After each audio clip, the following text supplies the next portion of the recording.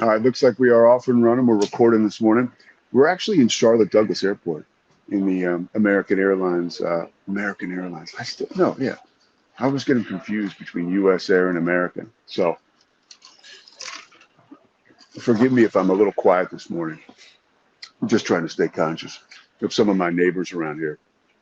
But in Charlotte right now for Strength in Numbers, which is a project that I've worked on for years with my man John Tobias. If you haven't heard about it yet, go to strengthandnumeros.com. Basically, what they do is they help get underrepresented kids, minorities, and females, and they help them get access to jobs and opportunities that they normally would never have in sports just because of that access. Like I talk about, I was introduced to sports because I played sports and because my mom had great relationships with people who worked in Villanova's athletic department. So like born on third base, thought I hit a triple again, even though there's a lot of work for somebody like me to be done after those connections and relationships are forged. Some people just don't even have the opportunity to jumpstart those relationships or jumpstart those opportunities. And staying aware of that, John has opened up an opportunity for people that just don't get the same access. So check it out, strengthandnumbers.com. It's a camp at UNC Charlotte right now. They're going to be at USC, I think 2 weeks from now. And then he will be USC in LA and then in Columbia in New York. But it was myself yesterday and Chris Lewis from CBS. Chris does NFL and CBS football. And of course, I do college football, college hoops for ESPN and NBC. And we spoke to these young campers about the importance of data analytics, but also the importance of, the process of calling a game. They had talked to producers from ESPN the day before. They had talked to Division I quarterbacks about how they handle media and their process the day before that. John does an amazing job. He takes them over to the Carolina Panthers and the Charlotte Hornets to get these young kids that are part of the Strength in Numbers programs and the free camps. He likes to get them opportunities. So really cool to be with JT yesterday. And of course, really cool to be with you guys this morning. A couple things before I get on this plane back to Dallas. I wanted to do a show today because a couple things were top of mind. Thanks so much to Slovacics. Thanks so much to Daniel Stark Injury Lawyers. The show on Tuesday night from Argyle Open was a huge success. So thanks to the folks at Argyle Open for coming out and checking out that live draft show. Want everybody to keep in mind, too, that Argyle Open it's a premier place to go eat. It's interesting doing a show, but still trying to stay conscious of people around you. I think I'm doing okay. Either that or it's just not interesting because nobody's looking over here. So you win and you lose. But Argyle Open, man, 4 golf simulators. Just a great place for you to go with your kids. It's in Northlake in the DFW area. You're also able to have great cocktails while your kiddos may be playing on those 4 golf simulators. The woman who runs the place, Heather, is amazing. Her staff, Bree, and all the girls are tremendous. It's a cool place to go. And you won't have any problems with customer service. I can promise you that. All right, let's get into some of the things I wanted to talk about today. I did just get some woman's attention. Not on purpose. She's like, why is this asshole doing the show behind me? Because I got to get paid. Because we got sponsors. And we also got stuff that we have to talk about. All right, so first topic. The draft. I didn't really even think about this when I was doing my show. But the draft was totally chalk. We did our 2 hours an hour before the draft started. Talked to Matt Mosley for a while. Then Corey jumped on, Corey Dickman, who owns the Rogue Media Network and is a beat writer for the Portland Trailblazers. Blazers Edge, check it out. And Corey joined me for the second half, and we did a great job of introducing some of the Kalshi odds. Remember, go to Kalshi.com, promo code Sousa, Kalshi.com, promo code Sousa. But we introduced some of the Kalshi odds and had a lot of fun losing some bets. But I didn't really notice how, I guess, mundane or uninteresting the draft was because we were doing coverage of our own. I wasn't watching on ESPN. It turns out that people are saying that the broadcast was kind of milquetoast, that there was just not much to it. It wasn't too exciting. It's not what the NFL draft is, right? You know, I did have a scary thought yesterday for the for the NBA that I wanted to share with you. Is that if you involve the NBA, it's never great. And what I mean by that is I have friends in NBA front offices or friends in the league office. The NBA puts out a product that's second to none, and they're the best athletes in the world. But it does seem like if you give the league a little bit of runway or give them an opportunity to get their hands all over a situation, it doesn't necessarily always go up and away. Sometimes I think that the NBA can actually get in its own way. And I think that we saw that as the draft was reflected on Tuesday night. It didn't feel like there was a sizzle to it. Again, I didn't watch it, and I'm going off a bunch of reports, which is not necessarily fair.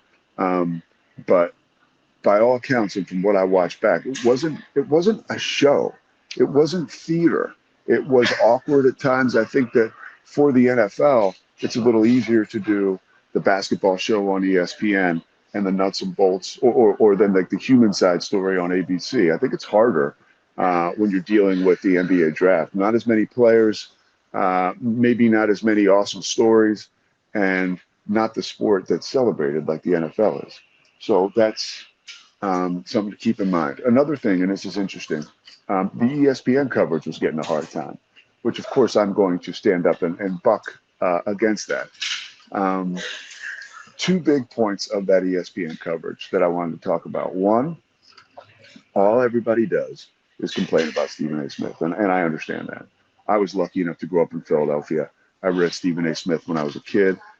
When he was a beat writer for the Allen Iverson years, I mean, Stephen A. Smith is legendary status for me, not only because he's such an amazing entertainer and is such a compelling figure today, but because of all the work he really did to kind of earn his street cred.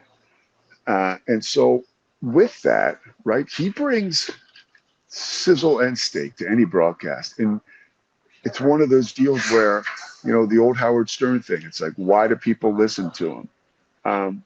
Well, half the people listen to him because they hate him and they want to see what he's going to say next. Stephen A. is in that category, and all those people were unable to come to the table on Tuesday and even last night with round two coverage on Wednesday night because Stephen A. wasn't there. And on the back end of that, we give him a hard time, like, hey, where the hell's, you know, this coverage stinks. But the one thing that was missing was the guy that everybody hates. And if I'm Jimmy Pitaro, I sit back and I think, well, that's interesting. I have, quote unquote, given the people what they want or what they've asked for, because if you watch the draft last year, when Stephen A. Smith is going back and forth with Bob Myers, and Bob Myers is like, am I not in on this prank? People were complaining like crazy. People were yelling about Kendrick Perkins and Stephen A. Smith going back and forth. That was during the NBA Finals in Oklahoma City. And you kind of felt like we got an imposed respite from Stephen A. Smith by the powers that be at ESPN. And I don't necessarily know that we needed it. Not on draft night, not on NBA draft night. I think Stephen A. could be more a part of that coverage. I think that could solve some of the problems. The Richard Jefferson, I have a great take on this, okay? And I wanted to tweet it, but it never comes out right. Richard Jefferson and the interaction he had with Jay Williams was super awkward. And I think if you could do it over again, it wouldn't have happened. I don't think Richard would have said anything. I don't think that even Kenny Smith piped in, and you've seen it by now. But Kenny Smith, I'm sure, piped in, or when he piped in, and he said something about if Jay Williams could have avoided his love for motorcycles, that maybe he would have had a better career. Like, that is ball breaking to the extreme, right? You only break balls with people in that nature that you know, like, extremely well. And I would even say you could do it on television, but you have to have the kind of relationship with that person where you've almost, like, there's been a test run, right? And you've done it in person in front of enough people that you know that, all right, I could probably pull this off on the air. I also think that Richard Jefferson, it was almost a sign of respect for Jay Williams. And here's what I mean by that, okay? A lot of times, busting chops is a love language. It is in my family. And I know that Richard Jefferson was just coming off a trip with his extended family, his second family, his chosen family, the 2016 Cavs. And, you know, all those dudes got together. They chronicled it on social media. It was a bunch of likable guys doing a real cool thing, you know, and everybody loves when teammates like that stay together, especially when there's a guy like LeBron at the top, but he's still hanging out with Matthew Dellavedova. Like, that's awesome. And I think those guys are so close that there was a lot of roasting on that trip that probably like was unspeakable stuff, right? And I think that Richard maybe was still in that mode and maybe was a little too comfortable, and maybe he overestimated his relationship with Jay Williams. But to say that on TV was uncomfortable, but I know it didn't come from like a mean place. I just know it didn't. It came from, let's have fun. It didn't land. And I don't think it was the end of the world. It certainly isn't. But I think like a lot of things are at play there. I don't think that's as bad as it looks. But it didn't look great.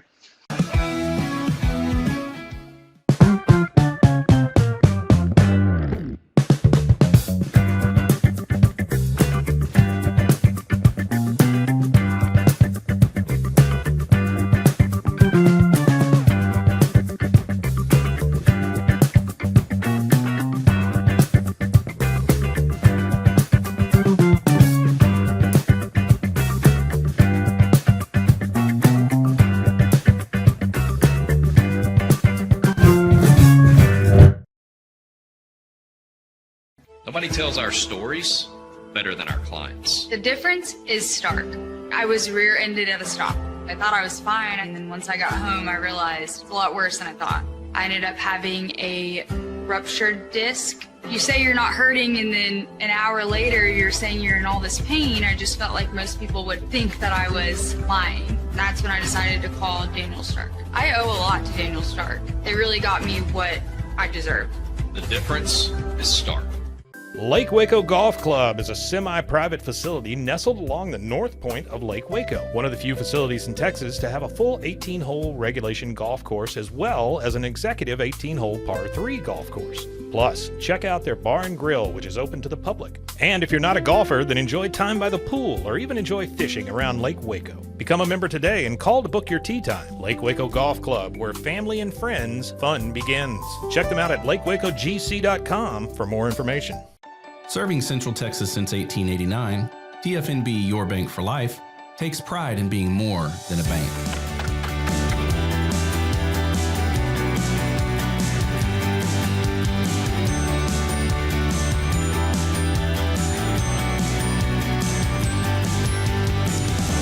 At TFNB, we remain committed to these principles.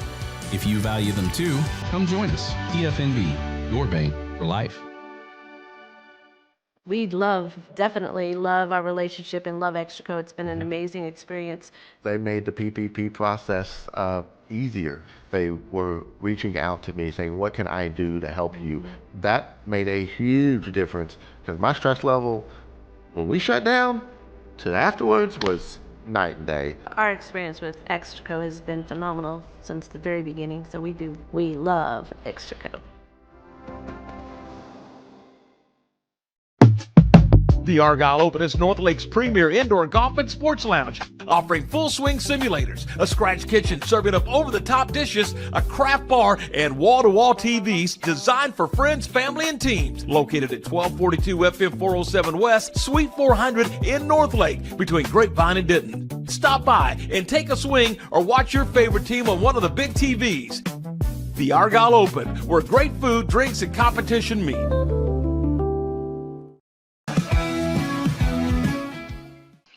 Another thing about, let's talk WNBA real quick. Steph White comes out after the game last night, and there's more talk. Caitlin Clark left the physical game against the Phoenix Mercury, second game against the Mercury in 4 nights. These games are physical. hotly contested. We know about the history with these teams. We saw DeWanna Bonner get dragged off the court while Sophie Cunningham was pointing at her on Monday night after Bonner got tangled up with Caitlin Clark. So there's a lot of DeWanna Bonner used to play for the Fever, all kinds of storylines there and all kinds of tension. And last night, it's very physical once again. Steph White was talking in her post-game press conference about how Caitlin Clark's getting hammered. And, I think the two things can be true at once. I think the people that are complaining about the complaining are probably spot on because they're fans who are over it. I think Steph White and the folks that are arguing for better refereeing in the WNBA, there's got to be something to that. My question truly is, and I'll have to get somebody on. I mean, this is just a quick abbreviated show today. I'll have to get somebody on later in the week or next week at this point. But is the officiating in the WNBA that bad? Like, is it that bad?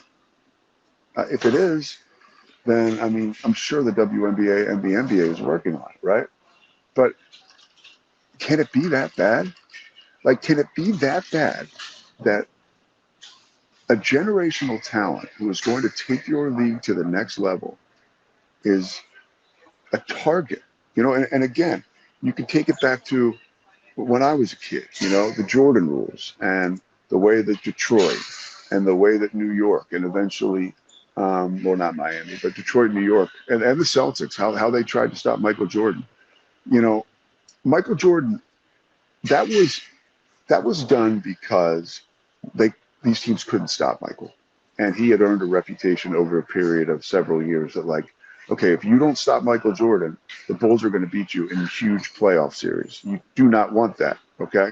With Caitlin Clark, it's different. It's kind of like, okay, she's been phenomenal at times, but she hasn't been that inferno consistently that Jordan was as he reached his earlier playoff appearances.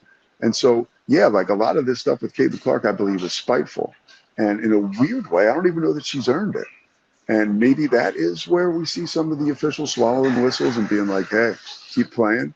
And I also think, too, with the new CBA and the WNBA, these players don't care. They really have no reason to keep the golden goose healthy. But something is really wrong in that situation, whether it's a total misconception of Caitlin Clark's skill level and that teams are way ahead of schedule, and it's personal, right, when they foul her and try to wrap her up and limit her scoring opportunities. Because, again, with the Michael Jordan situation, it was like a strictly X's and O's thing. You had to do it or you were going to lose. Is that the case with the Indiana Fever, or are teams just really going out of their way to send this young woman a message like, no, you're not the face of this league? Or do the refs suck that bad? I don't know. Let's get D. Cantor on the line. I don't know. We got to figure this out. Last topic before we go on our short show today. I continue to see all over my feed stuff about the show Love Island. I've been watching Euphoria. I got to finish watching it. I got a couple episodes left in season 3. It's phenomenal. Train wreck style, right? You can't look away, but I love it. So I knew I was going to try to watch that last night because I'm on the road. I'm headed back, like I said, to Dallas now. But I was like, let me see what this Love Island stuff is all about, right? What is going on? It's all over my timeline because I'm like a friggin' screenager. So I continue to get all these updates, right? People having conversations around me. It's all good. Very attractive older woman. Not older, but, talking to one of the attendants here. Good conversations, good vibes. I got no problems with that. So I'm saying, how old is older? Older than me by 10 years, I think. Okay, so, and you don't even know how old I am. Actually, we'll say middle age because I don't want to give away how old I am. But so here's the thing. I want to get back to this. So I'm like, okay, what is all the hullabaloo about with this Love Island? I turn it on. Okay. I can't even describe it. The first, they really assume that you know what you're getting yourself into, right? Because it starts off with a song and dance that celebrates Love Island. where it felt like Long Island sometimes, like Jones Beach. But you see all these, 20 somethings, and they're jacked, and they're voluptuous, they're toned, they're athletic, all the notes are being hit for one of these dating reality shows. But they started off with like a musical, which is like the most awkward thing. It's cringe. I could not watch it. I was like, I don't know if I can keep watching this. It's just so awkward. Because that's not what these people do. They're really thrust into this scenario. It reminds you of like when like ABC, I know that video has come around every so often when it's like the casts from sitcoms across ABC in like 1981 or 82, and like Jason Bateman's on there, and like the people from Solid Gold are on there, and Ted Koppel's on there, promoting Nightline. It was like one of those deals, but they're all singing and dancing, and you couldn't stand to watch it. That's what this beginning of this Love Island was. And then it's these two girls, they get out of a limo, they've never met before, and they just run at each other. They're so excited to be there. They're the first two people we meet. And, this one girl, both of them great looking people, but like their facial expressions, they're so like, because they slow it down. And their expressions are so crazy, like somebody would be if you like won a game show, but that's not the kind of face you want to put in slow motion. It's not servicing these folks well at all. And the moment they get into this house, which is amazing, boom, here comes the booze, loosen everybody up. And at that moment, people started to come into the house outside of these two women, but the conversation and just the mind-numbing content that this was for me, I had to shut it off, and I went back to Euphoria. And but I was like, wow, people watch this. Like, I did feel I'm going to be a little highbrow. I was like, wow, there's something that is too stupid for even me to watch. How about it, huh? Punching down this morning. All right, we appreciate you guys watching today. We'll be back tomorrow, live show Friday morning. Thanks so much to everybody involved, Bumblebee Blinds, Kalshi, Daniel Stark Injury Lawyer, Slovacics. Can't wait to come see you, Ray. Football season's almost here. My flight is boarding. We will see you tomorrow.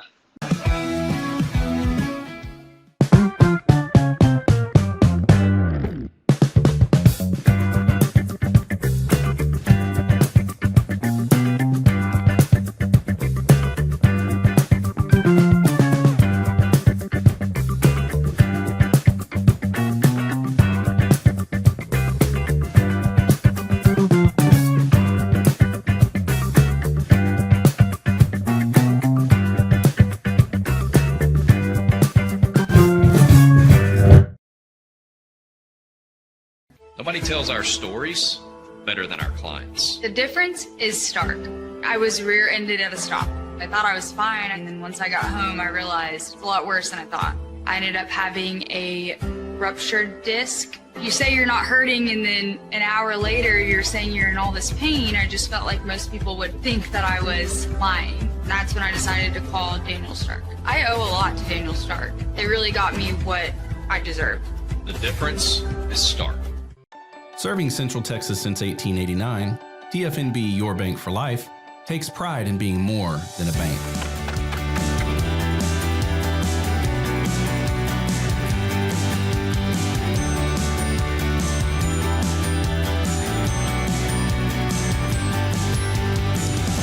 At TFNB, we remain committed to these principles. If you value them too, come join us. TFNB, Your Bank for Life. Bumblebee Blinds of Waco and Temple is your one-stop shop for custom window treatments, transforming your vision into reality. Choose from a selection of shades, blinds, shutters, and curtains. Bumblebee Blinds stands behind our service and products, ensuring peace of mind with our trusted warranty. Call Bumblebee Blinds today to schedule your design consultation. Bumblebee Blinds, simplifying window treatments one covering at a time. BumblebeeBlinds.com.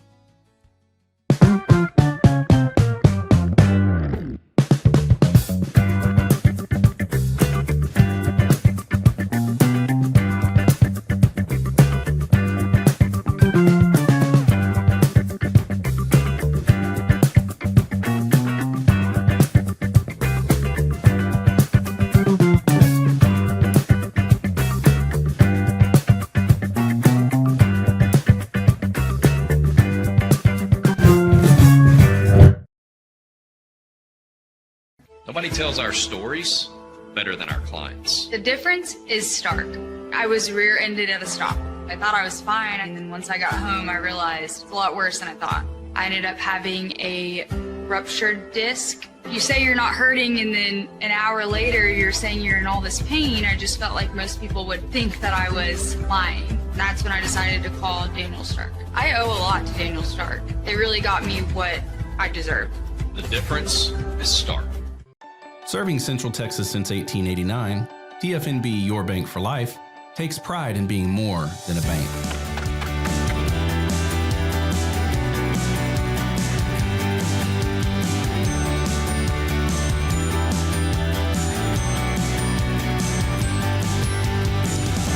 At TFNB, we remain committed to these principles. If you value them too, come join us. TFNB, Your Bank for Life.